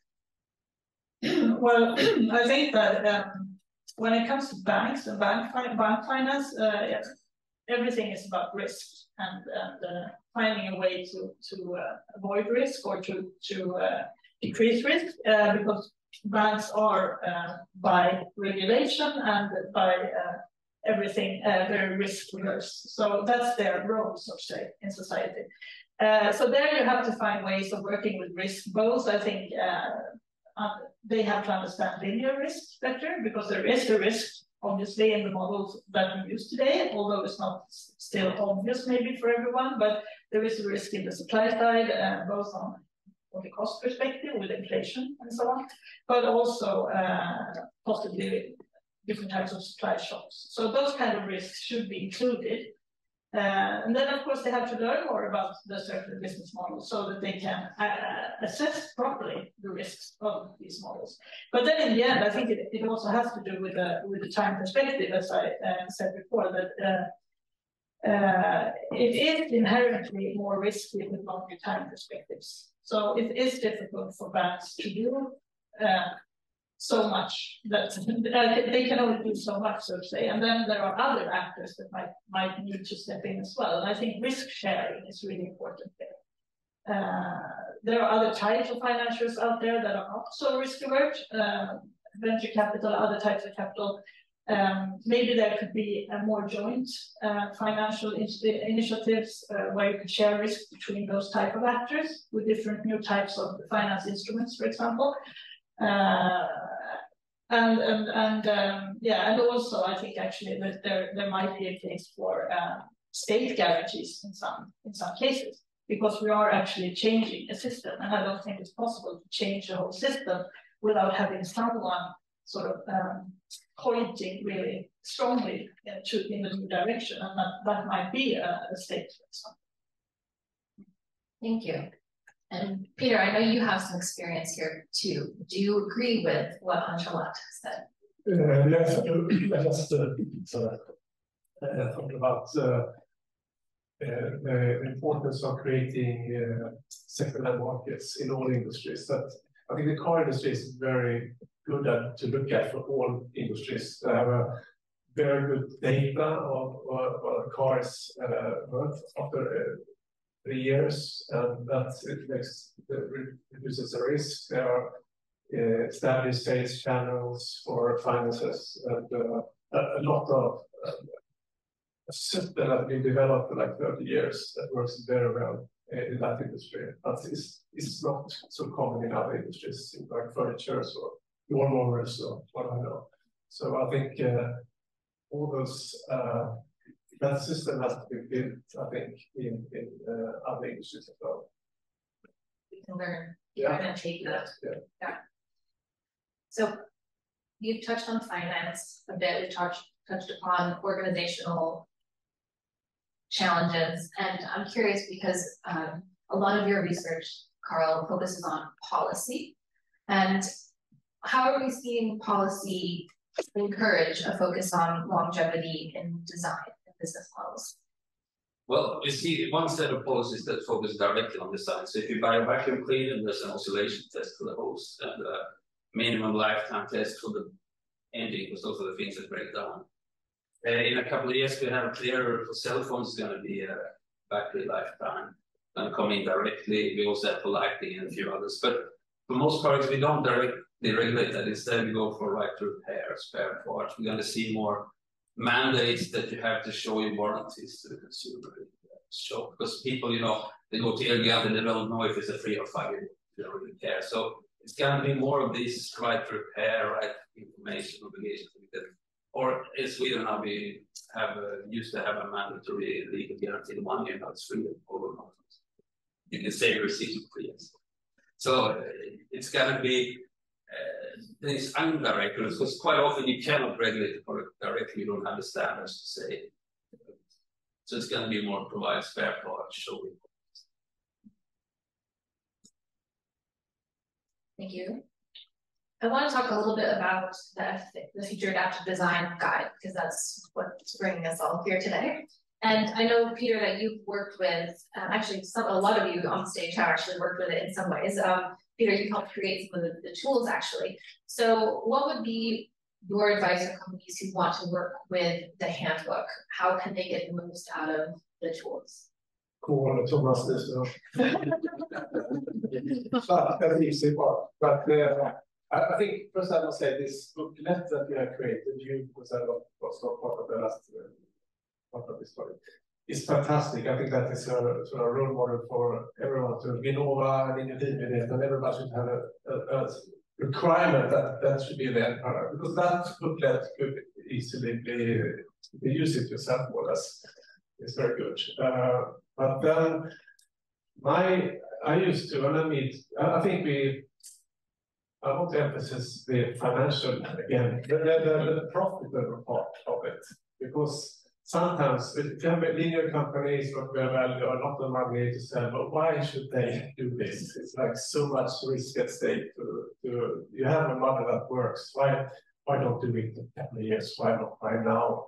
So if you can start with to invest in a fund, a future adaptive product, it takes a lot of efforts in R&D, costs millions, and the product becomes more expensive and all that. How can you take that decision? It's almost impossible without having a profit carrot in front of you. So I think you should. I often start with the profitable part. So take what you have. If you have those chairs, for example, that they're linear, sell them as a service and try to find a partner and do that together with a customer. That's also a take. I think that you have those business models together with the customers, not sell and buy. Even though they do that every month, for example. And then sort of you see if it's not profitable, you see why it's not profitable. What is eating the margin? How can we? It's like the profit Excel sheet becomes a specification to R&D to do that smarter. So I think to start with the profit, start now with what you have and put it in a cost model together with the customer. I promise you, a lot of customers, the companies have that want to try this. So that's not the profit to find. So start with the profit, and then you include that profitability or losses with adaptive design. Yeah. Thank you. Charlotte, do you have something to add to that? You look like you want to say. Yeah, I think I mean, I agree with you, and I think in doing so, you should, you could use a metric, which we actually have developed called the market endurance metric, which is this, which sort of put this dual perspective on the development process. So you look at both the profitability side and the longevity side in the same metric. I think that's, I mean, it's a way of looking at profitability of the long term with the help of this metric. It's really sort of a simple metric, and we've also developed actually a sort of prototype digital tool to help you automate the calculation of it. So if you have that dual perspective, I think that gives you all the information, or a lot, very much important information that you can both use internally for this organizational change that you need. So for example, feeding back to product design or logistics or legal or whatever. But you can also use it externally for these discussions with your financiers or other partners that you need to involve in the development. So I mean that kind of metric or KPI to sort of rotate this discussion around, I think. So looking from the profitability perspective and also looking at how we can maybe do something with customers rather than just for customers, new services for them. In the guide, there are a number of examples about how to use feature adaptive design. So I believe we call them case studies. And this is often something I hear within the circular economy world about people talking about, we need examples, we need more examples. I'm curious, founders, do you have a favorite example? Now it could be successful or unsuccessful related to designing for longevity and the business models. Yeah, I actually have two favorite brands, so I'm probably very boring because Christian, my neighbor here, meets me. I always have the Nodi jeans and then Houdini sweater or hoodie. And what I like, for example, Houdini, now I don't have it on, but that is 100% it's fully circular, but it's very long lasting. And for example, I went in once the zipper broke on one hoodie, and then I went back to the shop, and they actually, instead of just saying it's broken, you have to buy a new one, they fixed it and they fixed it for free. And what many feedbacks was quite stupid, why didn't they sell a new one to me? But I think because they also have this rental model, so you can rent the clothing from them, and you have this reuse that you sell it. And I think to succeed with that, you need that mindset that you should not just prove today, and if you really have to believe in it, then you can succeed with that.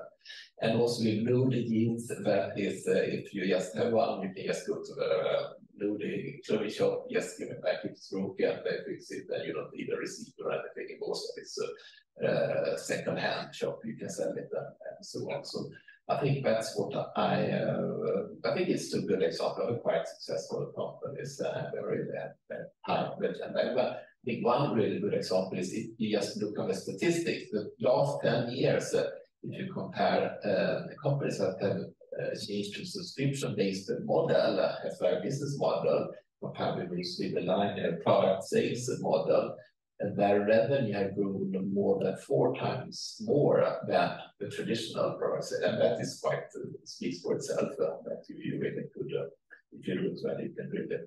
And I think because then you can really attract new customers, you can really keep the customers, and also have this cross-sell if you sell more like a service, you have everything as a total offer. So, yeah. Thank you for those examples. So, Carl, do you have any examples, maybe even unsuccessful ones, from the work that you've done with looking at returned goods and yeah, I think it's e-goods and returns. Let's take the failure and return goods. We know that a lot of cheap clothes, cheap electronics are never used. They are returned or they're overproduced. And that is the least linear of all. You have a life cycle and nothing is ever used. And that, together with some examples of right to repair, for instance, when you buy an expensive tractor for $1 million and it breaks, the company says, sorry, the brain belongs to us, wait for us, software guy. Big long thing, right? So these are examples of why the current capitalist system has gone off the rails. When the Swedish king shows the further shut, he had to mend the socks on, because in those days, tech stuff was super expensive. They were speaking totally opposite. Yeah. So that's the failure. I'll think about the success. Okay. Charlotte. Yeah, I could bring back, I think the sort of classical referral that we've had today several times. So I guess the Lego toy is the sort of classical example of a modular and very future adaptive product.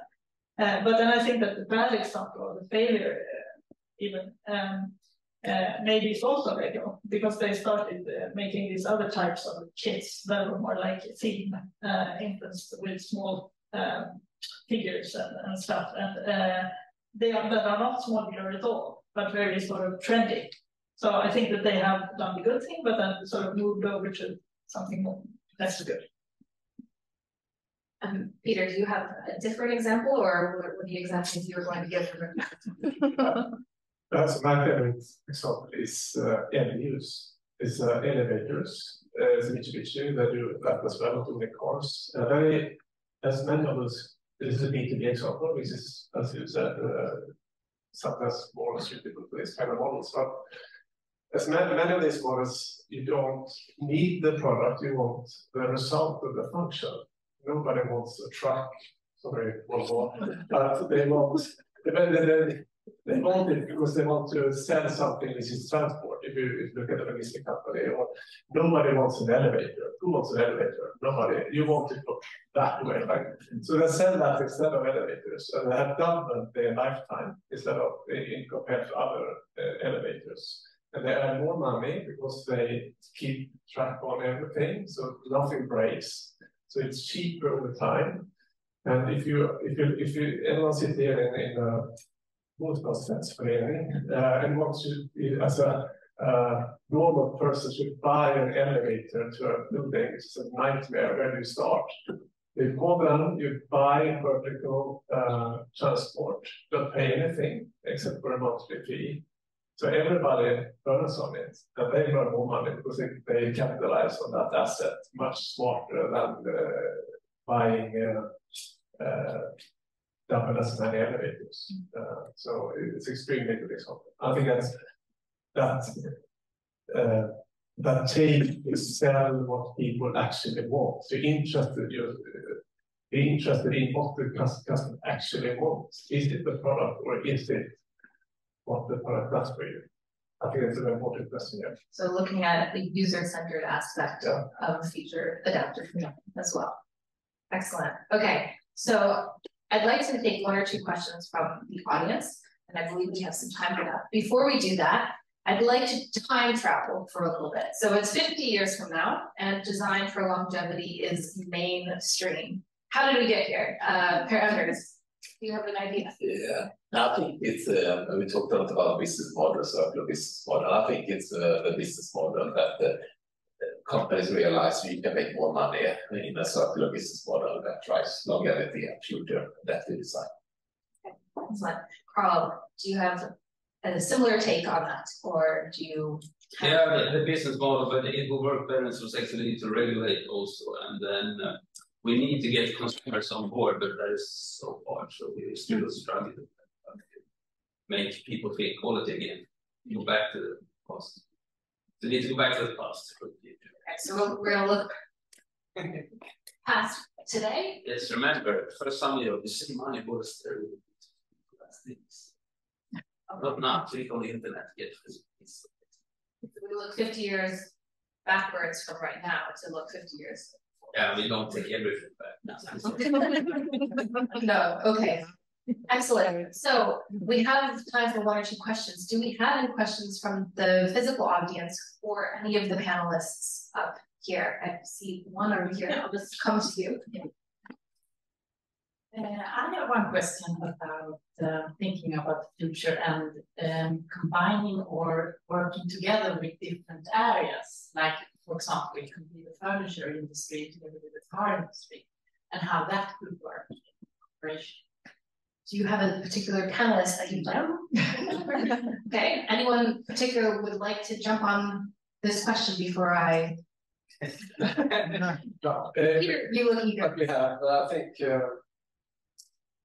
an industry could, an old business model, an old behavior in one industry could be something new in another one. So, for example, if we have done Rise and out some personal work as well, and then we look at how can we put the seat in these layers, block, machine house, and many others are looking into that.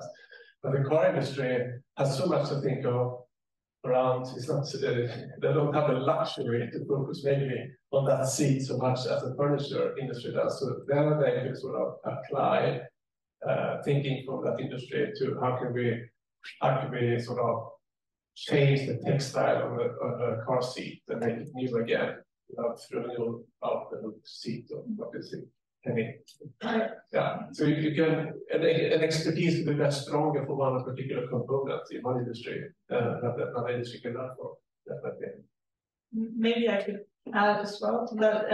I mean, I think if we talk about 50 years from now, I think that industries will not be the same at all. I think there will be totally different industries. So there will be crossovers, and some industries will go down, others will emerge, and that's really that's really exciting to be part of that. And yeah, so I think that lots of things will happen and lots of new collaborations. So I hand over, and I think Amelie comes with a new microphone. Can you hear me? Yeah. The collaboration part it's not only like a KPI thing, because I also think that is one of the biggest obstacles right now. But the trust issue, when you do cooperate, do you have any suggestions, any experience, good or bad, that you can share from? Because I think that's a lot of, people think about a lot of corporations, but who can you trust? Who will not steal my idea and do it themselves and just profit? Just go for cooperation. Yeah, I think there been some scientific studies about sharing data is one of the main reasons that these kind of models fail, because everybody's like to cooperate to one point when it's getting sharp, and then they don't want to share data, and then it's over. We have seen that a lot. So I think you have to take, as a company, I think in the future you have to take much more risks in this, because it's a big risk of staying linear, a huge risk to stay linear. So that is something that a behavior that I need to change, I think. Good question. Does any of our panelists have something to add? One thing that's interesting is, I think, with this digital product passport coming, is that you can, of course, a little bit decide maybe who gets access to what data.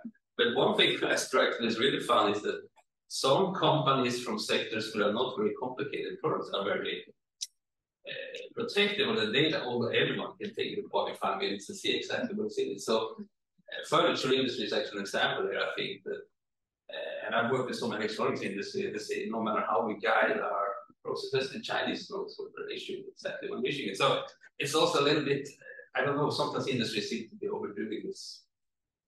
I mean, how hard is it to take a chair apart to see what's in it? Maybe I'm wrong. Carl's challenging industry saying, actually, your IP is not as secret as you think. I know we had another question. Okay. I would just like to kind of build upon that there's much more risk that an idea is not being kind of implemented rather than somebody stealing your idea. So I think the one who executes is going to be the winner, no matter if it's stealing or by doing. And I think that should take that risk of sharing, basically. But I would also kind of like to take upon your perspective there, if you have a bit on your feet as well.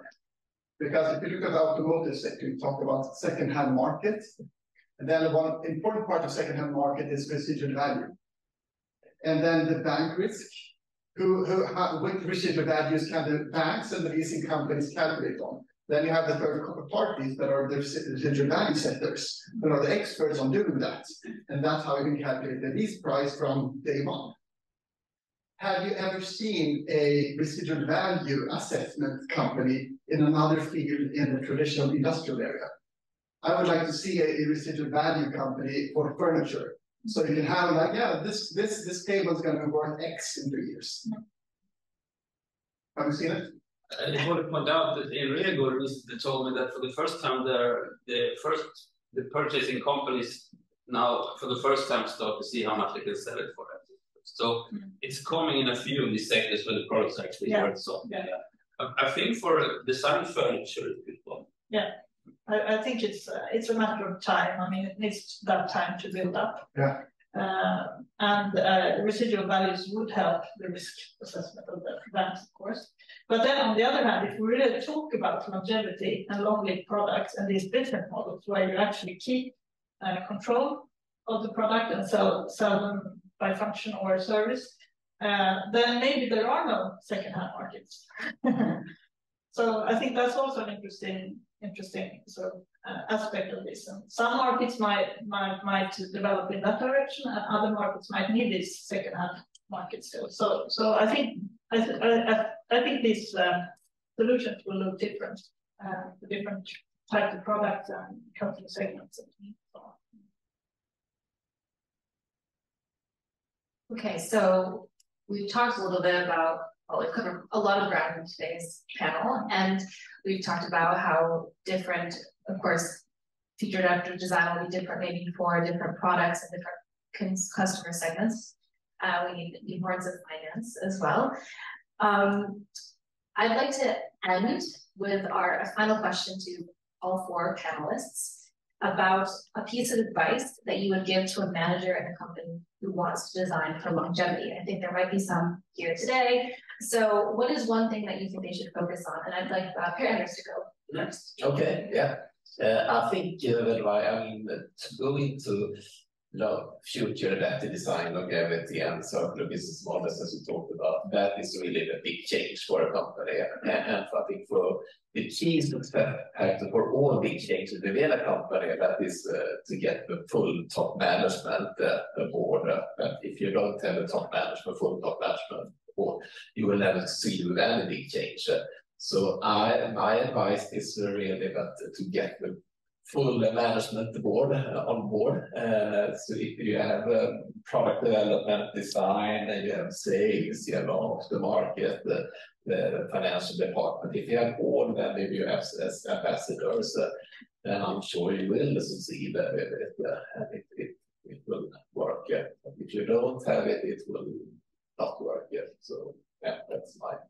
And maybe combined to that, I think what is also good to get to work is if you can find a vision, a purpose that everyone is motivated and believe in. I think that would also help that have full top management and a clear vision. That is key success factors. So a shared goal. Yeah, exactly. Yeah. Carl, what would be your piece of advice? I think I agree, but also maybe to find the right product with the right potential customer base, actually, and no one more receptive than others, I think. And maybe there it can help to be a scalable company. Like we talked about the deal, might be easier than some other segments. Is there one that you would avoid? Yeah. We said, so let's say, let's rephrase it, it's easier than others. Maybe one that you think is a challenge that someone here in the room would like to take on this challenge. Yeah. Okay, just one example. The white goods, for the people who pay for high quality, they offer 20-year warranty in some markets. Because when you talk to Electrolux and others, they don't exactly tell me they see customers for longer lifetime and paying for it. So that would be how to get these customers to realize why don't they sell these white goods. But then also, when I talk to Ilfreds and the producer responsibilities, they say that most white goods are shredded not because they're actually failed, but because they're clogged or something. So you don't. So if you could offer a better product with actually servicizing it, a lot of these white goods will not develop so quickly. So, but it's hard. I think it's very hard to sell it to consumers. Okay, so we have a new challenge that we will take with it. Peter, what piece of advice would you give? Patience, because I think sometimes I see circular projects that last for a year or so, and they say, I don't believe it, it's hard. Hard. I mean, in your business model, that millions of man hours that has gone into those in your business model since decades. So I think this is something new that can't have one person out of 100 try to do a project for half a year and say it doesn't work. We need more patience and efforts than that. And if someone hesitates if this is the right thing, I can just say soon the material is over on this planet, hardware. So you sooner or less you have to do this. Sooner or less you can start today or maybe a couple of years from now. It's a very secure path to walk on. Okay. But we will have patience for this, yes. Okay, so we said patience, shared goal, having the right product, and Charlotte. Yeah, I agree with all of this, of course. I think that working, as I said before, working systematically with the right type of implementing the right type of KPIs and metrics for both internal and external communication is important. But I would also like to add that I actually think those companies that want to be front runners or that are front runners and want this change to happen, that they probably need to sort of move. They need to help move the rest of the society with them so that we get these markets fair and equal for everyone, which will need some type of policy change as well on the way. We do, I mean, we have a society, we have policy today that is aligned with the linear thinking. So we have to remove some of that. We have to put new policy in place as well. And I think that companies, as well as driving the internal change, also has a role to play there to actually push that. Thank you. Well, I would like to join me in, invite all of you and join me in giving the panelists a big round of applause.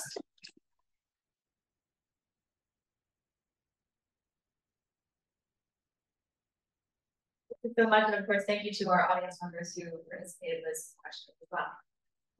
I would like to hand it over back to our MC for today, Thank you, Katie, very much.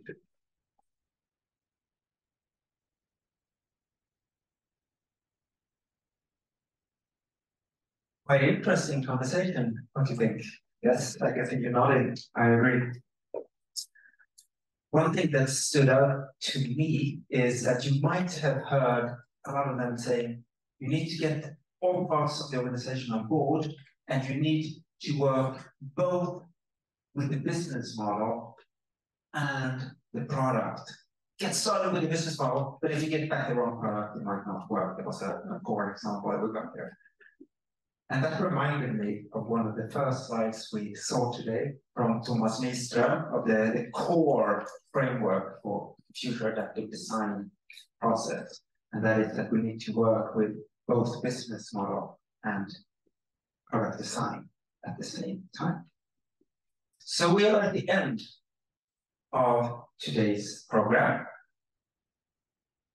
but not if you're here in the physical room with us, because then you are cordially invited to join us in a little while for snacks and drinks just outside the door there. If you are as excited as I am now, you probably want your own copy of the Future Adaptive Design Toolbox. You're in luck. If you're online, you can download it. Just search for Future Adaptive Design and you should find it on the Future Adaptive Design expertise page. And if you're here in the room, you will find a table just outside the door to your left, where there are a lot of physical copies.